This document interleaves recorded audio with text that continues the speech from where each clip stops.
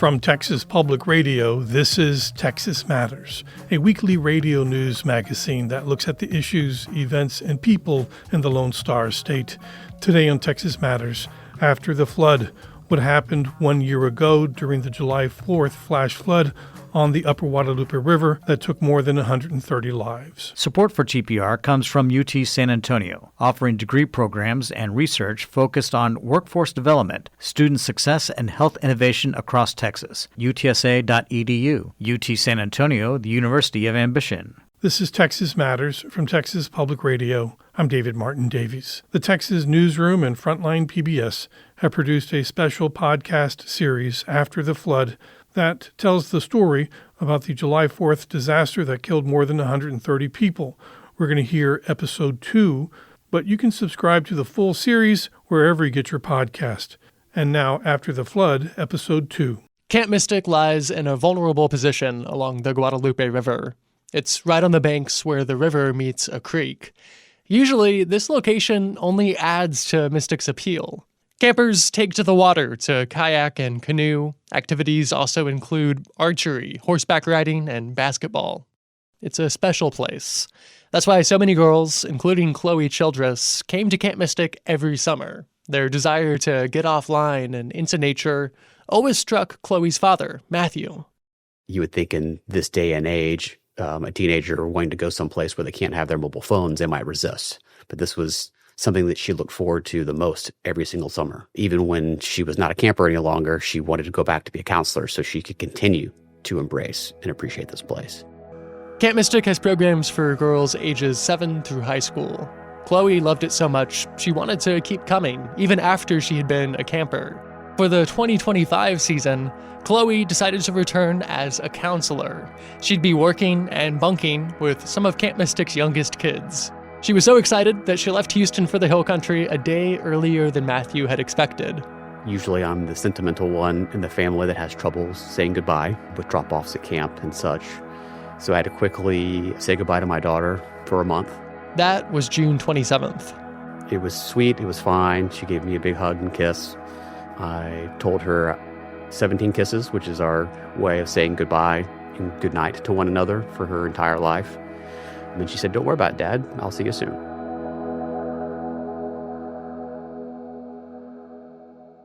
Eight days later, on July 5th, Matthew watched the sun rise after an agonizing, sleepless night in Kerr County. With his wife, Wendy, he waited and waited for an update on their daughter. Good morning to everybody. We appreciate your being here. Appreciate your coming out here and covering us this difficult time. All through the day from about 8 a.m. to 6 p.m. in between press conferences where we were begging for information from the authorities, any type of information, deaths, rescues, but no data coming our way. Constantly across the room, you could hear people sobbing. And many times that was me sobbing. Here's some new updated numbers for y'all. In the 6 o'clock hour is when we started to receive phone calls. And this is following the last press conference where the county authorities and city authorities told us that they had not rescued anyone alive. As of 5:30, we have recovered 43 deceased individuals in Kerr County. Among these who are deceased, we have 28 adults and 15 children. And still, it almost didn't seem real. 12 adults pending identification and 5 children are pending identification at this time. This couldn't be real. Not here in this stunning part of Texas. Not at the camp where Chloe and generations of women in her family had made so many idyllic childhood memories. The difference between that heaven and the hell that Matthew and Wendy now found themselves in was immense. And it points to something we'll spend much of this episode exploring. Because the same things that make Kerr County beautiful, the winding rivers, the rolling hills, the steep limestone cliffs, those attributes also make the area extremely vulnerable. So vulnerable, in fact, that it's earned the nickname Flash Flood Alley. When it rains really hard, even after all these years, I'm looking for a hill. This is After the Flood, a podcast from the Texas Newsroom and PBS's Frontline. Starting on July 4th, 2025, the Texas Hill Country saw one of the deadliest floods in U.S. history. More than 130 people died, many of them children. The destruction prompted a lot of questions. Mainly, how could a massive flood like this catch so many people off guard? From residents to emergency officials to leaders at the numerous summer camps lining the river. What went wrong? And were these deaths preventable? I'm Dominic Anthony Walsh. This is episode 2, A Place Where Memories Are Made.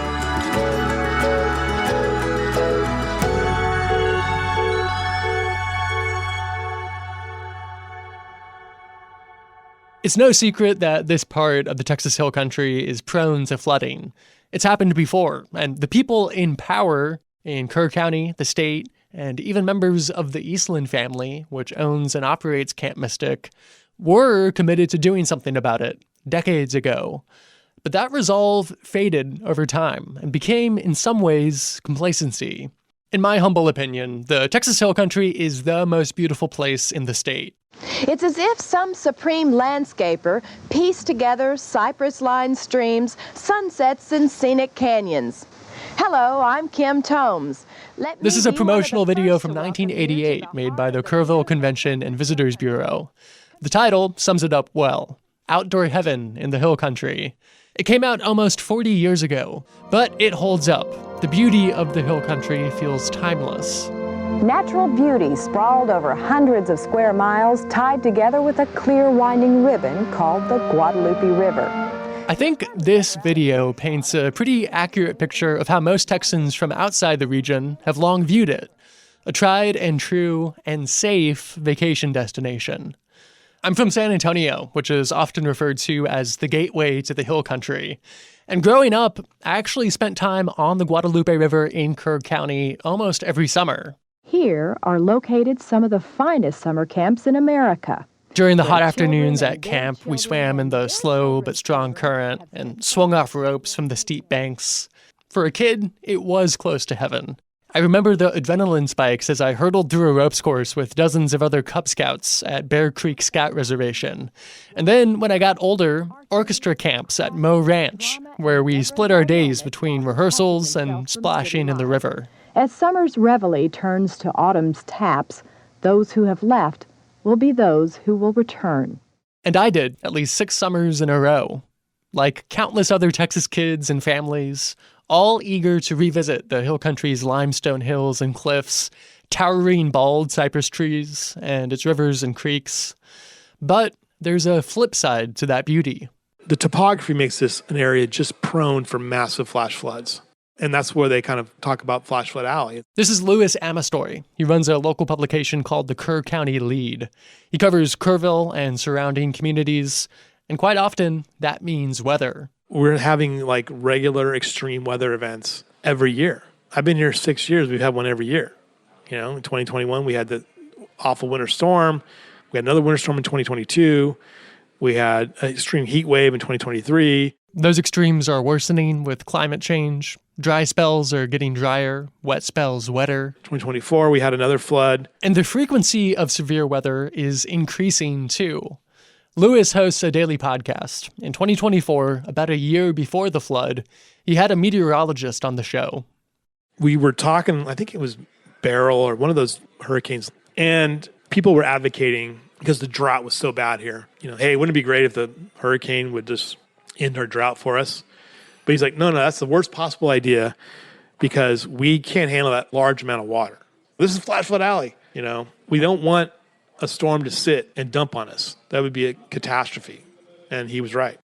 So let's talk a bit about where the name Flash Flood Alley came from. There's a massive geologic fault line, essentially a big cliff that formed at least 20 million years ago that borders the hill country. And that cliff serves as a meeting place for moist air from the Gulf Coast to crash into dry air from the west, causing some of the highest rainfall totals in the world. Once that rain hits the ground, it moves at an astonishing speed through the hill country's terrain. When you look at the natural topography of this region, it's also pushing water down all these little canyons and these little channels that come off the hills. These canyons and hills are not grassy or marshy. They're limestone. So the rainwater doesn't soak into the ground, it rushes down steep valleys, swelling the hill country's iconic rivers. And it can be incredibly destructive if you have too much rain fall all at once, like July 2025. We can't handle a large amount of water. We need an inch of rain here, inch of rain here. We can't have it all at once. Because if it does come all at once, it's going to come get you. That is none other than Kim Tomes. Hello, I'm Kim Tomes. Let me be one of the first to welcome you to the heart of the beautiful Texas Hill Country. I recently tracked Kim down. She lives in San Antonio and is still drawn to the beauty of the area. But turns out she has a story of her own about the flip side of the beauty. It was 1978. Kim was 22 years old and vacationing with her family on the banks of the Medina River, another iconic hill country river south of the Guadalupe. I was in a little cabin with my mom and my little sister. I'd say there's probably about, 12 to 15 cabins out there. She had won the Miss USA beauty pageant the year before and was ready for a break. And I thought, how nice to go out there, have peace and quiet, lay by the pool, not have anybody come up wanting autographs. I mean, I was ready to relax, read books. And so it started raining, and some people left because it just kept raining and raining. She'd seen rain before on these vacations, even flooding, but not like this. I woke up about 3 o'clock in the morning and I heard this gurgling noise, and I thought that the toilet had overflowed or something. I thought, that's weird. So I swung my leg out to get out of bed, and I was hit by the iciest, coldest water ever. So I looked back behind me and I had a window open, and there was like a waterfall coming into the cabin. Tropical Storm Amelia was underway, and it would wreak havoc across Texas. Nowhere more than in the hill country, though, where at least 27 people died. And Kim barely survived. She got her family out of the cabin by cutting a hole in a window screen with a knife. They waded through waist-deep, rushing water. You could hear people waking up and screaming and yelling, and it was trees are starting to rip up, and houses are starting to rip up. Fences are going by, cows are going by, roofs are going by. And the other thing is, it was so loud, like an aircraft carrier or a train. It was that rushing water was so loud, it was deafening. A tree hit me from behind, and it shot me down under the water. So then this part is this really scary part, is because when I got pushed underwater, it was silent.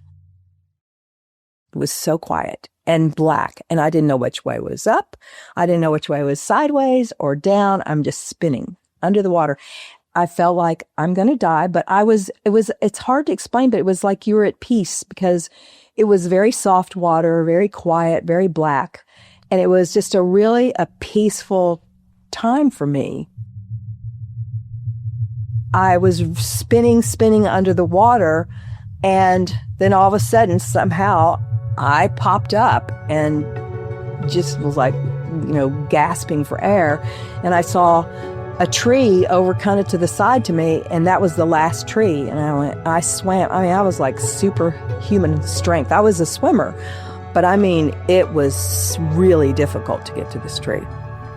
But I got there. She perched on that tree for hours, waiting for the water to recede. A TV crew from San Antonio captured the rescue effort over the next day. The cameraman even got a shot of Kim stepping off a helicopter in the small town of Bandera. She made the news. There's a picture of her in a newspaper from the time, labeling her Miss USA Flood Heroine. Kim keeps going back to the hill country. It still calls to her. But last year's news brought back some tough memories. When it rains really hard, even after all these years, I'm looking for a hill. The news of all this really got to me. The 1978 flood was described at the time as unprecedented, catastrophic, record-breaking. But less than a decade later, it happened again. On Friday morning, July 17th, 1987, The small town of Comfort, Texas, became the scene of a heroic rescue and tragic loss. That day probably was one of the most traumatic of my whole life. We thought that the only people that were alive were the ones that were around us. We were scared to death. I know I'll never get over this because it's something that's going to be in my mind forever. Listening to the news coverage of this one really gives me an eerie sense of deja vu to the flood from last summer. Good evening. It's well known in the Texas Hill Country that flash flooding can be extremely dangerous. It was mid-July 1987. The flood hit in the early morning hours, causing the Guadalupe River to rise an astonishing 29 feet. And the victims were summer campers. The victims that year were from a summer camp, just about an hour's drive from Camp Mystic. The teenagers were being evacuated from Camp Pot of Gold, a Baptist church camp, during a driving rainstorm. 43 people were carried into the waters. Most of them were rescued. But 10 children died in the waters of the Guadalupe River. The river has returned to normal, but the lives it touched remain forever changed. Sometimes we'll cry about it, and sometimes we wish we were dead, sometimes and that they were still here. All 4 of my kids were there, and so we lost 2, and we got 2 back, so we know what both ways feels like, getting your kids back plus losing your kids. There's an empty spot in my life, a big one. After the 1987 flood came a reckoning, much like the one we're seeing today. Tough questions, promises of change, lawsuits. Back then, there was only one way to warn people along the Guadalupe that the water was coming for them. Whenever it rained a lot, folks who lived upstream would watch the water rise and call folks downstream to let them know. That was it, a good old-fashioned phone tree. But after the 1987 flood, local leaders decided that enough was enough. It was time to stop relying on a literal game of telephone and instead install an actual flood warning system. Gauges that would measure rainfall and river levels in real time and transmit those readings to emergency managers. Kerr County residents grumbled about the cost, which they had to cover through higher property taxes. But Kerr County area officials insisted.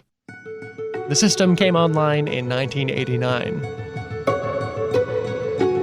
Yet, last summer, when asked how such a catastrophic flood could catch so many people off guard, their answer was, "We do not have a warning system on the river." So, what happened? This is After the Flood. I'm Dominic Anthony Walsh. In 1989, just a few years after 10 Hill Country summer campers died in a flood, Kerr County officially brought its then state-of-the-art flood early warning system online. One of the system's biggest champions was Dick Eastland, owner of Camp Mystic. At the time, he told a reporter, "If it saves one life down the road, it will be worth it." On July 4th, 2025, Dick Eastland and a group of young campers were attempting to evacuate when their SUV was swept away and hit a tree. Data from Eastland's car and Apple Watch shows that they sank into the river and likely died around 3:51 a.m. A few hours later... Good morning. I want to thank everyone for being here and being part of this response. Judge Rob Kelly, the top elected official in Kerr County, stood in front of reporters to make his first statements on the tragedy. Suffice it to say, this has been a very devastating and deadly flood. The questions came pouring in. Mostly, how could flooding like this happen, seemingly with no warning? Can you talk to us about what kind of warning system might have been in place last night just to make sure that everybody got out safely? We do not have a warning system on the river. We do not have a warning system, Kelly said. That warning system that had been installed in 1989, it was long gone by now, according to a Houston Chronicle investigation. The private company that was operating the system shut down in the late 1990s, and the equipment fell into disrepair. Every few years, local officials talked about bringing it back, but they never did. They weren't willing to spend the money. Reporters at that press conference with Rob Kelly pointed out that even without a warning system, there was the weather forecast in advance of July 4th. State emergency officials had been preparing for major flooding. They sent emails about it to local emergency managers across Texas, including in Kerr County. Judge, Texas Department of Emergency Management put out an all-call and said there's going to be a problem. There are kids missing. These camps were in harm's way. We knew this flood was coming. We didn't know this flood was coming. Rest assured, no one knew this kind of flood was coming. We have floods all the time. This is the most dangerous river valley in the United States. I agree. And we deal with floods on a regular basis. When it rains, we get water. We had no reason to believe that this was going to be anything like what's happened here. None whatsoever. You can actually hear alerts going off on people's phones as Kelly is speaking. Some of those were flash flood warnings, and several had gone out hours earlier, while most people, including many local officials, were asleep. Like one alert from the National Weather Service at 1:14 a.m., warning about life-threatening flash flooding in central Kerr County. And there was the rising water, which started waking residents as early as 3 a.m. There's this call from a hotel manager 20 miles upstream from Kerrville at 2:53 a.m. And the water's coming up really high, really quick. It's a big flood coming. At 3:36 a.m., they got this call. It came from 17 miles upstream from Kerrville. We've never had water this high. Okay, so there's no place for us to go. And this call at 3:39. Kerr County 911. But the dispatcher could only hear water in the background. Kerr County 911. Kerr County Sheriff's Office. Hey, it's an open line. I can just hear what sounds like water. A few minutes later, 14 miles from Kerrville. We've got lots of people in cabins. We don't know how to get out. We don't know what to do. While all this was happening, most of the top leaders in Kerr County and Kerrville later admitted in testimony to state lawmakers that they were still in bed, asleep. Kerrville City Manager Dalton Rice was awake in the early morning hours of July 4th.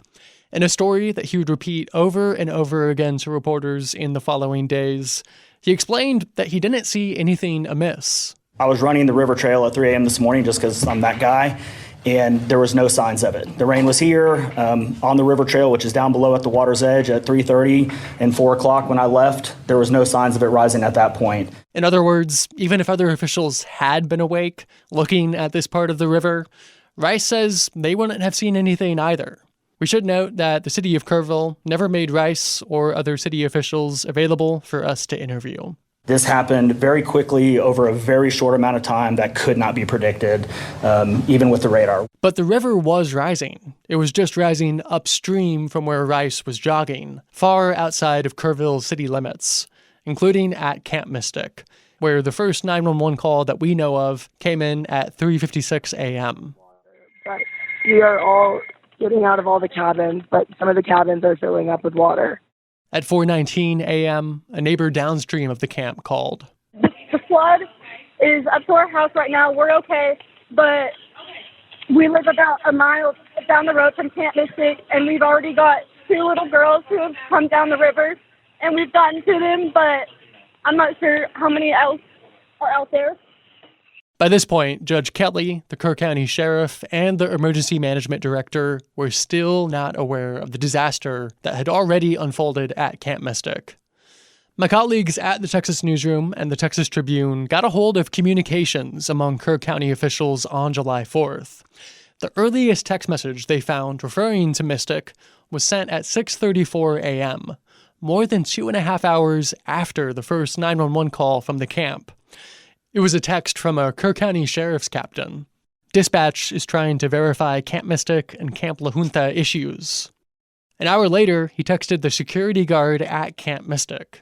Please confirm 30 campers missing and unaccounted for. This is Emily Foxhall, a reporter for the Texas Tribune. You can see officials in these text messages just grappling with understanding what happened, trying to figure out who was missing, trying to figure out how many were dead. According to the Texas Newsroom and the Tribune's reporting, it would be hours before the Kerr County Sheriff's Office understood what had happened that morning. The county never responded to our request for comment for this show. You can see in these text messages that county officials really spend all day trying to figure out what happened at Camp Mystic, which, is just kind of illustrative of the chaos of a disaster of this scale. For instance, at 9:45 a.m., a sheriff's captain writes that everyone at Camp Mystic is accounted for. But then, some 20 minutes later, he says the information may not be reliable. Almost 10 hours later, Kerr County Sheriff Larry Letha sent this message. I was told there may be several children that the game wardens pulled out dead. The lieutenant governor is asking. I need this verified and reported back ASAP. And about 15 minutes later, another text from an unidentified number. We need to get a statement out to the parents at the reunification site. They are getting very upset that they have not been given any information. One of those parents was Matthew Childress. On the evening of July 4th and much of July 5th, he sat with other Mystic parents, waiting, watching many of them reunite with their children. And on Saturday, July 5th, around 6 p.m., we were all kind of standing in a group, and I felt my phone vibrate in my pocket, and I pulled it out, and I showed everyone that was sitting in front of me that it was a Kerrville number. So I went ahead and answered it. I turned away from them and said hello. I remember it was a gentleman who I believe was a sheriff's officer. I don't remember specifically what he said, but all I remember him saying was Grimes Mortuary. And I collapsed, dropped my phone, and started to wail. And all I remember is my wife telling me to grab my phone, and my brother and sister who were there kind of helped to pick me up and kind of carry me out of there to get us in the car to go to the mortuary. Even in those moments, we were still hoping that perhaps it was a misidentification, that it was possibly someone else. And I had to make the decision to identify her. And somehow I was lucid enough to be able to understand if I somehow didn't do it myself, that I would regret it. And so my wife and I went in, identified her. It was absolutely terrible. I wish that upon no man or woman. See my firstborn, my hero, being in that state. But I'm glad that I did it. I'm glad my wife and I had the courage to identify her. And my poor brother and sister had to sit there and listen to us suffer as we reacted to that, which I will always forever thank them for their support to pull us through that terrible moment. But at the same time, as I had said goodbye to her a week earlier and gave her 17 kisses, I went back in and gave her 17 kisses before we said goodbye. Because that's how we said goodbye, good night, every night. Matthew and Wendy made the long drive back to Houston. So when we got home, it was tough to get back to her room. It was tough to come into the house. It took me probably 15 minutes to get out of the car because I was so terrified to come into the house. Once we got to see my son and my in-laws, I told my wife we need to go upstairs and be in Chloe's room. Otherwise, I would be afraid of going in there, and I needed to go in there immediately. So after a long sobbing on her bed, and we started to kind of wander around, and I believe maybe an hour or so later, we were still just kind of wandering around, going through her things, and my wife had seen in her bathroom the sticker that said Isaiah 43:2 on it. That's not something I'm familiar with, and we had to look it up what it was. Isaiah chapter 43, verse 2. When you pass through the waters, I will be with you, and through the rivers, they will not overwhelm you.